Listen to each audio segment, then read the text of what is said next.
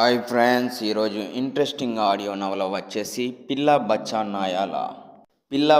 నాయాల audio నవల్లో స్టోరీలోకి వెళ్తే PhD professor ఉంటాడు.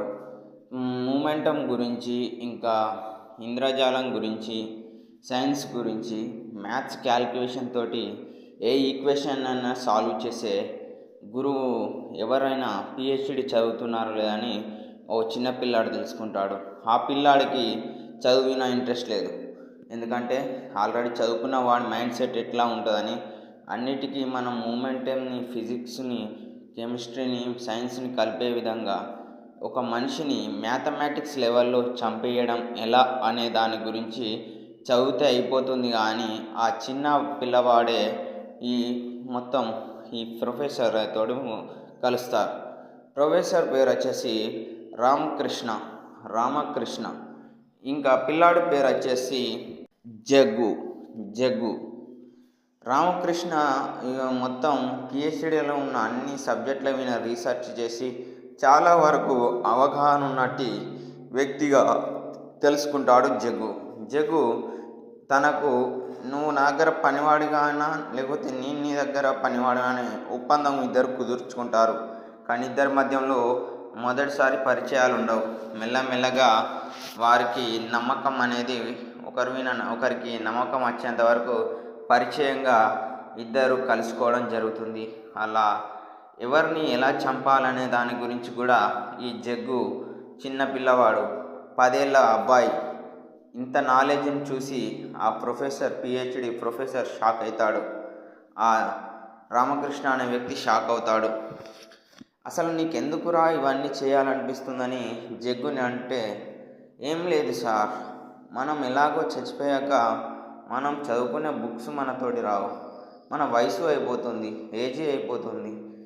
ఈ సృష్టిలోనే ఇలాగనే గడిపితేనే లైఫ్ ఆఫ్ బీని ఇలాగనే ఉంటే మనం అనుకునే ఎప్పుడు చేస్తామనే ఆలోచనతోటి జగ్గు నిర్ణయించుకుంటాడు. జగ్గు అప్పుడు ఈ ప్రాజెక్ట్ ఏదో నాకు కూడా పనికొస్తుందని మంచి వ్యక్తుల్ని కాపాడాలి, చెడ్డ వ్యక్తుల్ని చంపేయడం ఎలా అనే సబ్జెక్ట్ విన రీసెర్చ్ చేశారు వీళ్ళిద్దరూ. అలా జగ్గు మ్యాథమెటిక్ క్యాలిక్యులేషన్ ద్వారా రౌడీ షీటర్లని, రేపిస్ట్లని, ఇంకా పొలిటికల్గా బిజినెస్ చేస్తూ మనుషుల యొక్క ఆదాయానికి తగ్గట్టు వాళ్ళకు లైఫ్లో ఉండేటట్టు జీవనాన్ని, సుఖాలను అన్నింటినీ దూరం చేసే ఈక్వేషన్ని పెడుతూ ఉంటాడు మన విలన్ కూడా సూపర్ పవర్ఫుల్ యాక్టివేటెడ్ మ్యాన్. అంటే ఎలాగైనా మనం అనుకున్నది రాబర్చుకోవాలంటే మనం లొంగ తీసుకోవాలి.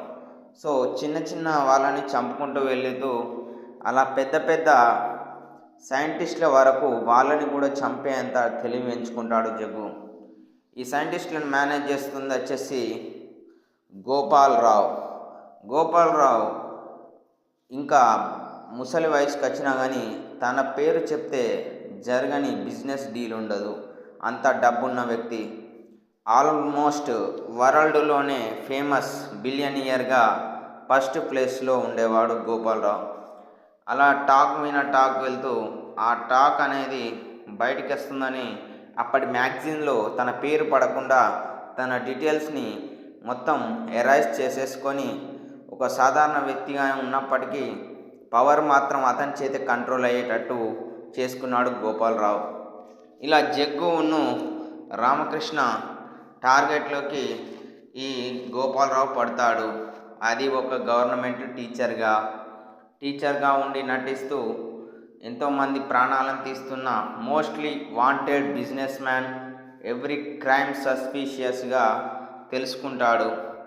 అప్పుడు ఈ మూమెంటానికి మ్యాథమెటిక్ క్యాలిక్యులేషన్ని, సైన్స్ని అప్లై చేసి గోపాలరావు చంపడానికి జగ్గు చూస్తే ఫస్ట్ టైం తన ప్లాన్ ఫెయిల్ అవ్వడం జగ్గు తట్టుకోలేకపోతాడు. అంటే వీడు ఒక అన్నీ చదువుకున్నోడే, ఇంతకుముందు ఇవన్నీ చదివినోడే, ఇవన్నీ చేశాడు, కానీ మా ముందు ఈ ప్రపంచానికి కంట కనబడకుండా దాక్కొని బతుకుతున్నాడని తెలుసుకుంటారు.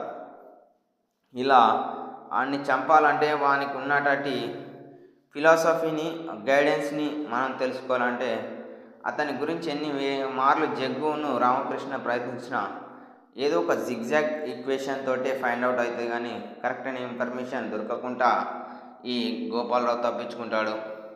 ఎట్ లాస్ట్ గోపాలరావు చంపితే సగం బిజినెస్లో ఉన్న వరల్డ్ మోస్ట్ బిజినెస్లో ఉన్న మొత్తం మార్కెటింగ్ని వెళ్ళొచ్చని ఈ ఇద్దరు డిసైడ్ అవుతారు.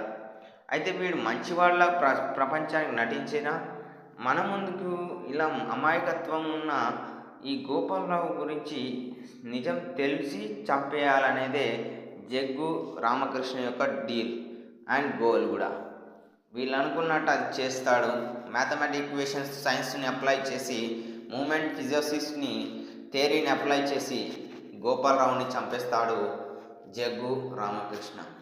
స్టోరీలో బీభత్సమైనటి ఈక్వేషన్స్, మ్యాథమెటిక్ క్యాలిక్యులేషన్స్, డబ్బున్నవాడికి తెలివి ఉన్నవాడికి జరుగుతున్న యుద్ధంలో ముందు ముందు జరిగే పరిణామాలు ఇలాగనే ఉంటాయని, మనం కూడా ఏదో రోజు ఏదో ఒక తెలివంతుడి చేతిలో మనం కూడా చేస్తామని ఇద్దరు డిసైడ్ అవుతారు. అయితే దాన్ని తప్పించుకోవడం విధి. అంటే ఇదంతా జరుగుతున్న మూమెంటం తోటే ఈ మొత్తం మనుగడ సాగుతుందని చదువుతారు.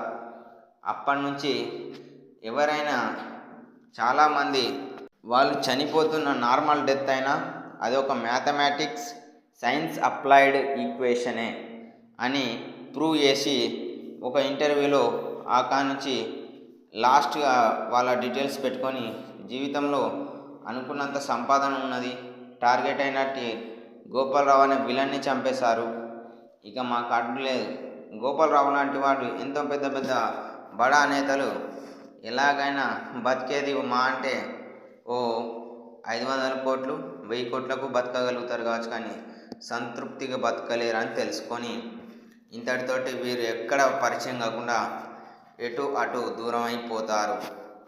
మళ్ళీ కలవడానికి ఏదైనా మూమెంట్ ఫిజిక్స్ మ్యాథ్స్ మనం అనుకున్న ఈక్వేషన్ ఫార్ములాలని డిసైడ్ చేసుకున్న రోజు ఆటోమేటిక్గా కలుద్దాం గురూజీ అని ఈ రామకృష్ణ జగ్గు నిర్ణయించుకుంటాడు. చూడ్డానికి 10 ఏళ్ల పిల్లవాడు, చదువుకోవడానికి ఇంట్రెస్ట్ లేదు, చదువుదామన్నా ఇంట్రెస్ట్ రాదు. ఎంతో పెద్ద పెద్ద వ్యక్తులతోటి కాంటాక్ట్ అయ్యాడు. తను అనుకున్నట్టు 20 ఏళ్లలో తన గురువుని మళ్ళీ కలుసుకుంటాడు. ఇలా ఎంతో ఈ మూమెంట్లు ఇట్లా రిపీట్ అయ్యి ఎందుకు ఇవి అవుతున్నాయంటే దీనికి కావాల్సింది ఒక రూలర్ అని, ఆ రూలింగ్ చేసే వ్యక్తి కూడా తను దీన్ని తట్టుకోగలుగుతాడా లేడా అనే దాని గురించే ఈ స్టోరీ నడుస్తుంది. స్టోరీ మొత్తం మ్యాథ్స్ గురించి, మూమెంటం గురించి, సైన్స్ గురించి, ఇంకా థియరిటికల్ సబ్జెక్టుల గురించి, ఇంకెక్కువగా చూసుకుంటే ఒక అనలైజ్ చేసే ఒక పెద్ద సిస్టమ్ని వాళ్ళు ఫ్రాక్షన్ ఆఫ్ సెకండ్లో అనాలసిస్ట్లుగా మారి ఎగ్జామిన్ చేసే సబ్జెక్ట్లోకి వస్తారు. ఇది పిల్ల బచ్చా నాయాల ఆడియో నవల ఫ్రెండ్స్. Boy friends, bye.